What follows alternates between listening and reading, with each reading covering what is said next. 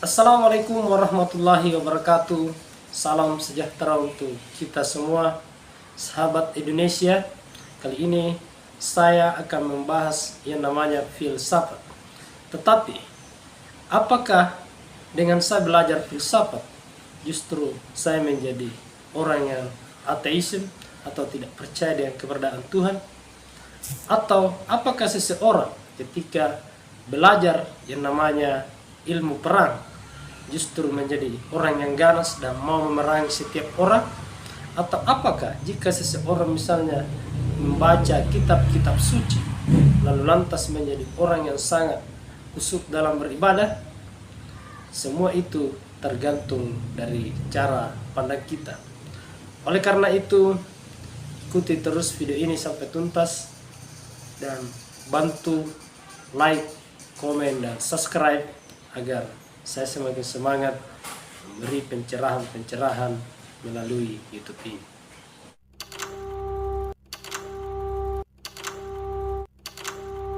Sebelum saya membahas apa itu filsafat, saya harus memulai apa yang terjadi sebelum orang-orang itu berfilsafat. Jadi saya pastinya mengambil contoh di peradaban Yunani kuno. Peradaban Yunani kuno itu antara 8 sampai 6 sebelum Masehi, dan puncak kejayaannya adalah abad ke-5 sebelum Masehi, di mana waktu itu Athena atau Yunani berjaya dan mampu mematahkan serangan-serangan dari luar, termasuk serangan besar dari Persia mampu mereka kalahkan, dan itu dianggap pada waktu itu adalah puncak peradaban Yunani kuno. Nah, apa yang terjadi di Yunani kuno? Pada Yunani kuno, orang masih tergolong mistis atau mitos. Makanya sering kita dengar sebagai mitologi Yunani kuno.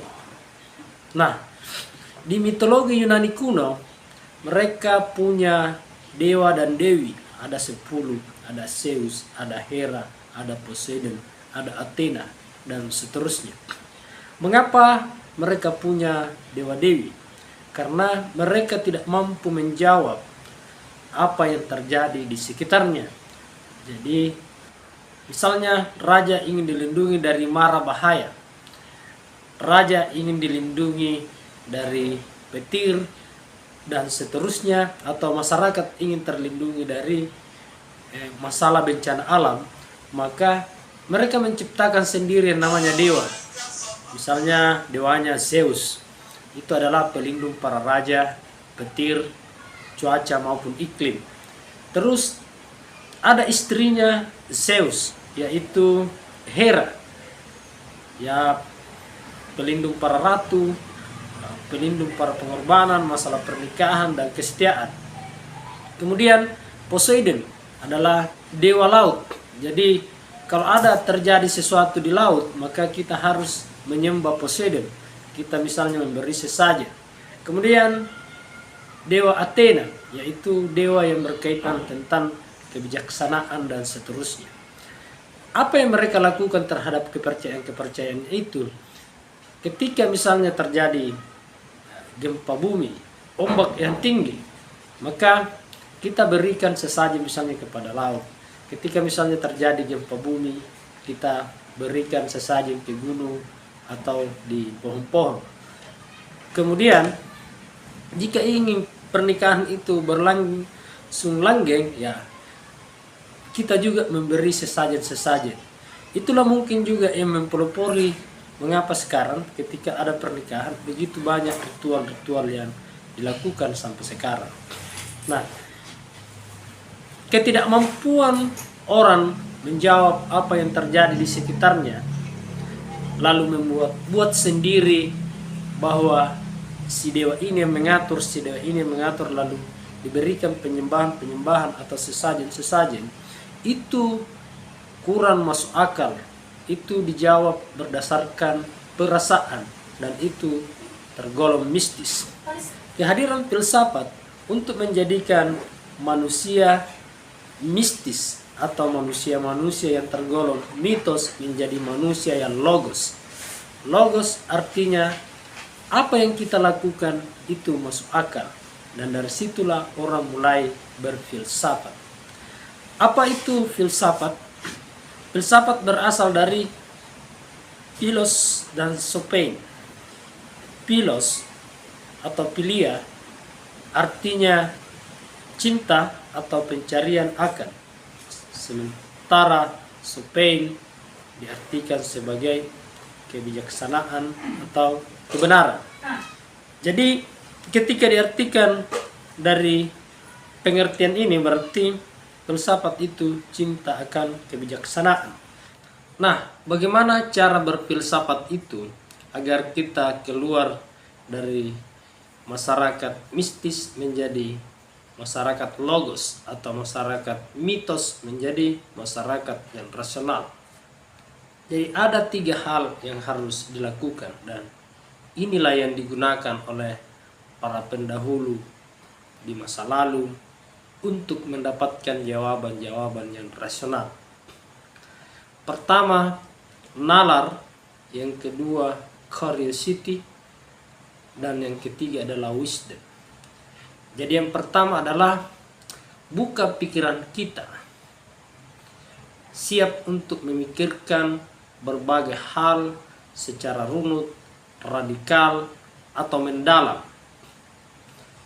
Atau kalau perlu kita melakukan kontemplasi atau perenungan. Pikirkan, kalau bisa pejamkan mata untuk memikirkan apakah hubungan antara A dan B dan C itu rasional atau tidak. Lalu yang kedua adalah curiosity atau rasa penasaran. Pertanyakan setiap hal yang ada di sekitar Anda. Misalnya, matahari terbit dari timur.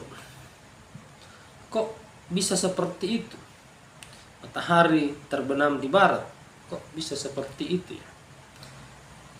Ketika kita memandang misalnya ke gunung atau ke laut, kita pertanyakan, dari mana semua tercipta hal ini? Kemudian yang ketiga adalah wisdom. Jadi wisdom itu bahasa serapan dari bahasa Inggris yang artinya adalah kebijaksanaan. Pertanyaannya, apa itu kebijaksanaan? Kebijaksanaan adalah kumpulan-kumpulan kebenaran-kebenaran yang kita kelola. Kumpulan realitas-realitas yang kita kelola. Jadi puncak daripada kebenaran itu artinya kebijaksanaan. Kalau misalnya sebaliknya, kumpulan hal-hal yang tidak baik, hal-hal yang tidak benar, yang kita kombinasikan, itu bisa saja hasilnya adalah kejahatan. Setelah para filosof itu melakukan 3 hal yang tadi, maka dia melangkah kepada 3 hal selanjutnya, dan ini semakin mendalam. Untuk mendapatkan sebuah kesimpulan dari suatu permasalahan, maka yang pertama yang harus dilakukan adalah memperjelas konsep.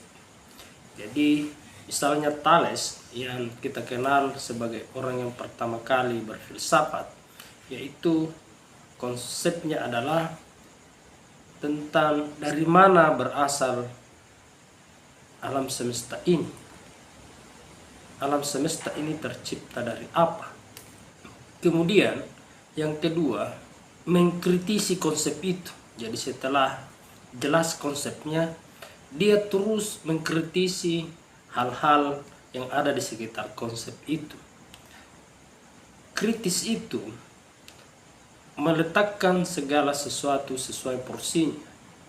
Jadi selama ini mereka yang kritis itu dianggap adalah orang yang sengaja mencari-cari kesalahan, atau kadang juga diartikan itu orang yang kritis adalah yang sedang koma di rumah sakit atau yang baru saja jatuh dari motor lalu kemudian dikabarkan dia sedang kritis. Tapi itu tidak ada masalah karena perubahan nilai-nilai bahasa. Kemudian yang terakhir adalah membuat argumen. Jadi semua hal-hal yang ada di sekitar konsep itu kita pertanyakan mengapa. Karena pertanyaan mengapa itu akan melahirkan yang namanya argumen. Ketiga hal ini itulah yang dinamakan refleksi. Jadi ini adalah refleksi, dari refleksi itu akan melahirkan aksi. Dari aksi itu akan melahirkan yang namanya transformasi. Jadi filsafat itu bisa saja perubahan yang kita peroleh adalah seluruh dunia, bisa saja dalam satu negara saja, atau bisa saja dalam kelompok, atau paling kecil merubah diri sendiri. Jadi anggapan bahwa berfilsafat itu bisa membuat orang menjadi ateis, bisa membuat orang menjadi anti agama, itu tidak seutuhnya benar. Tergantung konsep apa yang kita buat, tergantung bagaimana kita mengkritisi, tergantung pula bagaimana kita membuat argumen yang kemudian disimpulkan dalam refleksi, yang kemudian menjadi tindakan yang pada akhirnya membuat kita berubah.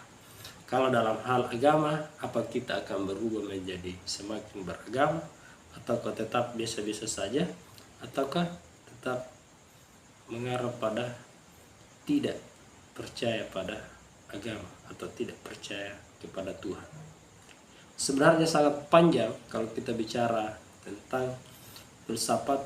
Nantikan episode selanjutnya agar kita semakin paham secara utuh seperti apa berfilsafat itu.